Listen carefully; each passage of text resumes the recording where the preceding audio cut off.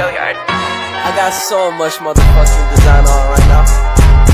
Break it down, bring it back, make it clap. I got 3 old thoughts, new block, where that thing. Bitches on my line, and you know. Assalamualaikum warahmatullahi wabarakatuh.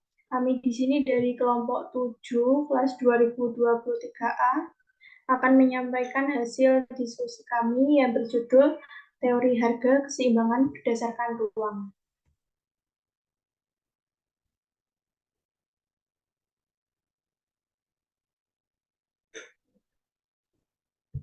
Berikut adalah anggota kelompok kami. Pertama, Nia Yumevia dengan NIM akhir 010. Kedua, Afina Ila Salma dengan NIM akhir 023. Ketiga, Selma Zaimatus Rosida dengan NIM akhir 024. Next.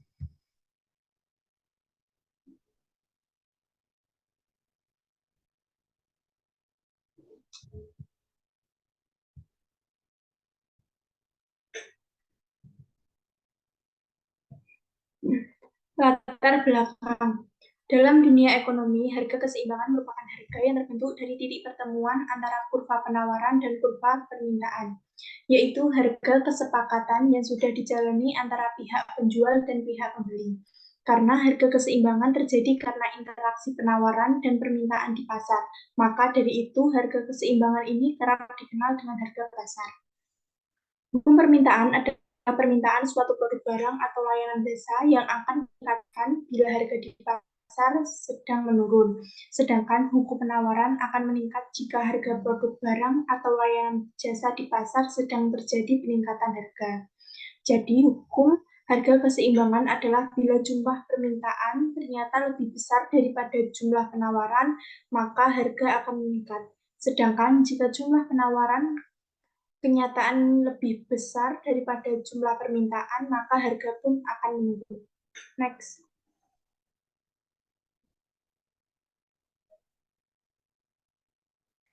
Satu, yaitu konsep mekanisme harga. Mekanisme harga merupakan proses yang terjadi atas dasar gaya tarik-menarik antara konsumen dan produsen, antara pasar output, barang, dan input faktor produksi.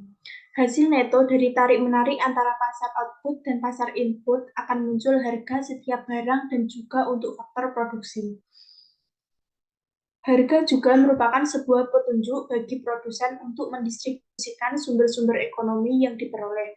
Begitu juga konsumen. Harga merupakan sebuah petunjuk untuk mendistribusikan pendapatannya pada semua jenis-jenis barang yang diperlukan. Dengan itu, manfaat pendapatannya juga memenuhi kebutuhan memperoleh manfaat.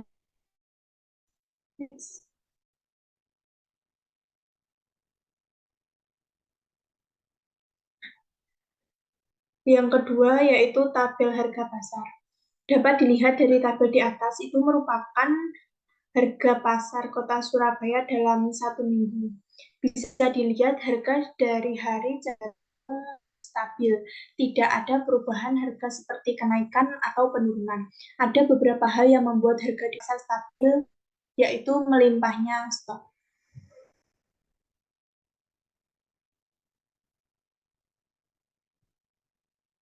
Selanjutnya akan dilanjutkan oleh teman saya. Silakan Mbak Sela. Baik, 3. Kurva harga pasar. Harga pasar adalah harga yang terjadi jika jumlah barang yang diminta sama dengan jumlah yang ditawar. Harga pasar menggunakan hukum permintaan dan penawaran, yaitu jika jumlah permintaan lebih besar daripada jumlah penawaran harga akan naik dan juga sebaliknya jika jumlah penawaran lebih besar dari jumlah permintaan harga akan turun. Kurva harga keseimbangan adalah perpotongan antara kurva permintaan dan juga kurva penawaran. Kurva keseimbangan pasar terjadi apabila permintaan serta penawaran produk adalah sama.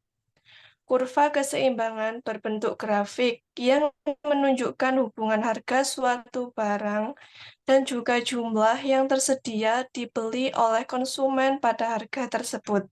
Next. 4. Mekanisme harga pasar.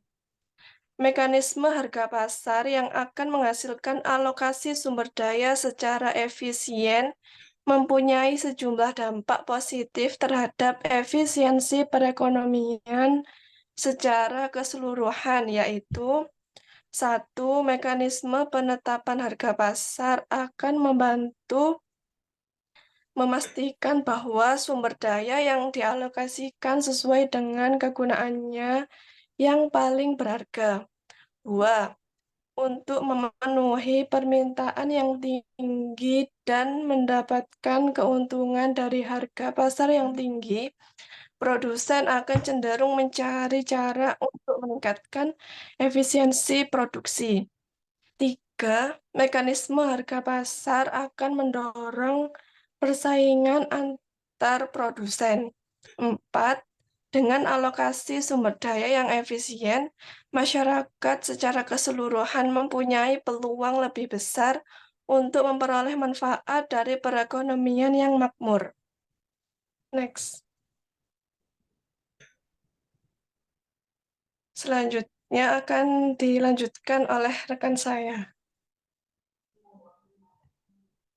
Baik, selanjutnya yaitu pembentukan harga pada ceteris paribus. Penentuan harga barang kebutuhan pokok itu berdasarkan 3 keadaan, yaitu bagaimana pembentukan harga kebutuhan pokok pada saat kondisi pasokan barang normal, saat pasokan barang sedang banyak, dan pada saat pasokan atau ketersediaan barang sedikit. Ketiga kondisi ini akan menyebabkan harga jual dari kebutuhan pokok yang ditetapkan pedagang berbeda-beda terhadap para pembeli. Harga pasar suatu komoditas dan jumlah yang diperjualbelikan ditentukan oleh permintaan dan penawaran dari komoditas tersebut.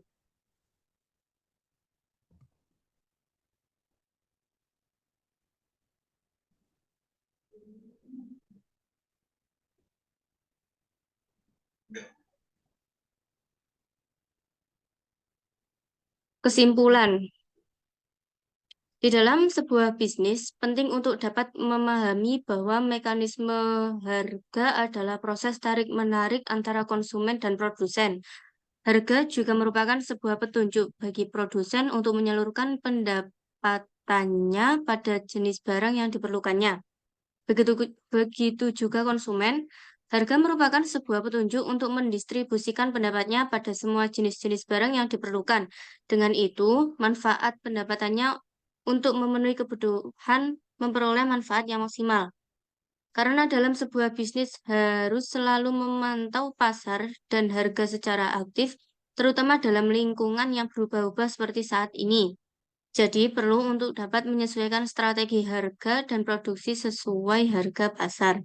Saran, diharapkan untuk para produsen dan perusahaan tetap memerhatikan barang hasil produksinya agar tetap bermanfaat baik untuk para konsumen, walaupun saat ini perusahaan saling menawarkan hasil barangnya hanya untuk memperoleh keuntungan yang tinggi. Berikut adalah sumber-sumber yang kita dapat.